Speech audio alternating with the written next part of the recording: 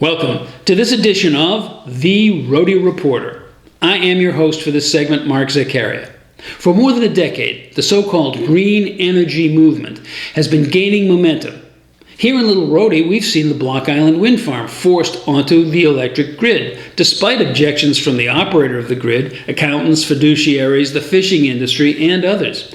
So as this snowball rolls down the long hill, it gathers both size and speed. Once again, asking the embarrassing questions is left to your self-effacing and retiring Rhody Reporter. So here goes.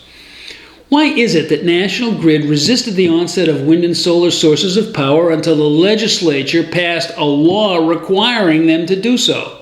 Could it be that the variable nature of the production of current from these sources plays havoc with the incredibly tight balance between supply and demand which has to be maintained on an electric utility grid? So I'm told. Next question. Is there no other source of renewable energy with which National Grid could redeem some political correctness? Why, yes. Even your Rhody Reporter knows that today, Hydro-Quebec supplies the ocean state with substantial amounts of hydroelectric current.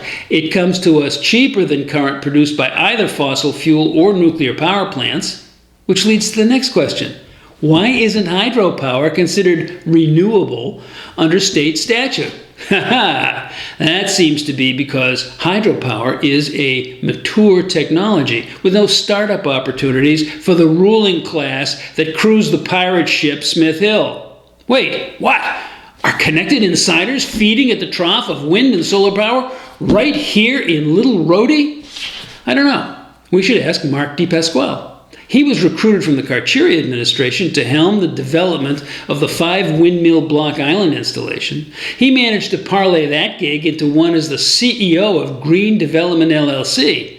In his new capacity, he is promoting and overseeing numerous wind energy developments. Question: is anyone making money on wind power development?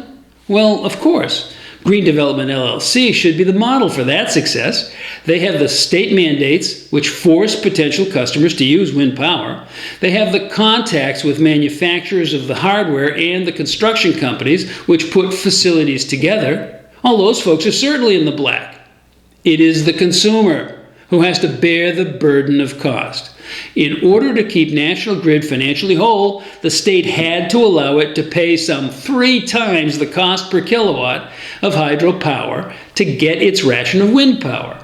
The grid also gets to charge you and me whatever it has to in order to cover that excessive payout.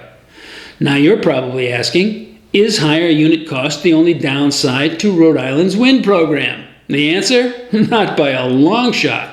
The environmental problems caused by the disposal of end-of-life windmills is made dangerous and expensive by the high levels of rare earth components used to make them work.